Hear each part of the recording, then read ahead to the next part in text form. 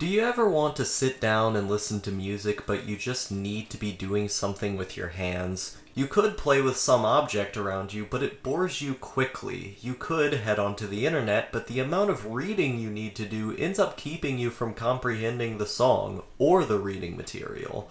Euro Truck Simulator is the exact right amount of stimulation for those times we want to listen to music for long enough without losing our head. One of my favorite genres is post-rock, despite the fact that I cannot stand listening to an entire album on its own.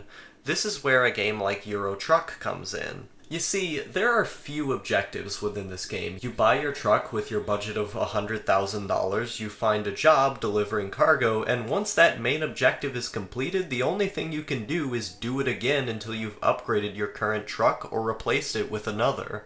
These trucks do differ in various ways, and the achievement of the game is simply by what you can earn after so much labor.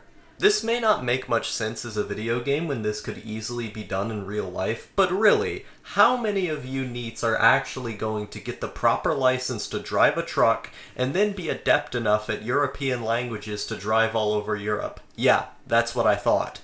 The concept itself works, but the game doesn't even look like Europe. Due to their budget, we're left with a polygonal 3D blockade to our corneas that only can be described as akin to the 3DO from 1993.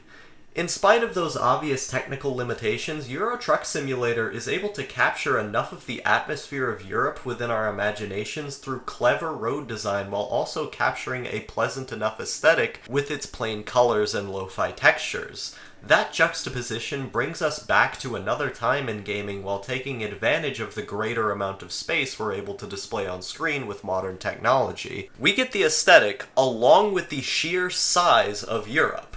Which is another thing. You will be driving through all of Europe. I began in Warsaw and then drove all the way to Vienna. Imagine how long one could go if they kept at the same pace. You wouldn't have seen this in a game released at the time the graphics may present to us. So what we get here is a new aesthetic entirely, one in which we experience a massive world through the lens of retro nostalgia. It's a good feeling. While Euro Truck may not offer much in the way of gameplay, it makes up for it acutely both in atmosphere and the sheer size of these maps. It's decently fun to level up your truck after jubilantly making it back to the job center from your last drive. The various trucks at your disposal, while lacking in external detail, seem to play differently enough for a sense of accomplishment to remain. But with my attention span, I would not be able to play this game consistently. That's why I've combined it with a genre of music I also don't have the attention span for. These are both pieces of art I enjoy for what they are, but when they're combined, it's as if I can apply just the right amount of focus to both of them to receive the merits of both of them. Euro Truck does not require much attention. You drive, that's basically it.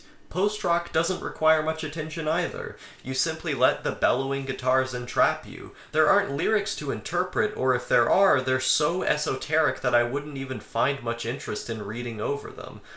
The lack of interest certainly isn't impeded by the vocals being drowned out by the instrumentals either. So we're left with a game that was designed after driving a car, a place in which music is listened to, and a music genre that wouldn't be listened to without driving a car. It's perfect.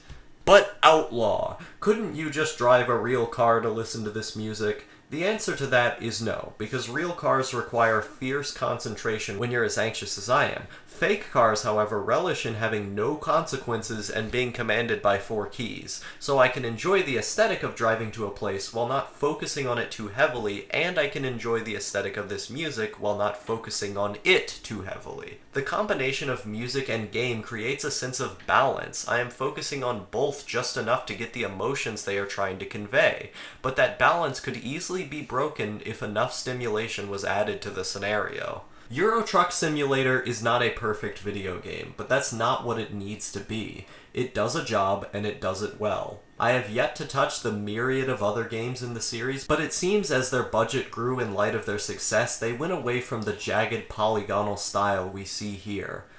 It certainly captures a special feeling, and while that feeling may not be the most amazing thing in the world, it is a worthwhile feeling nonetheless.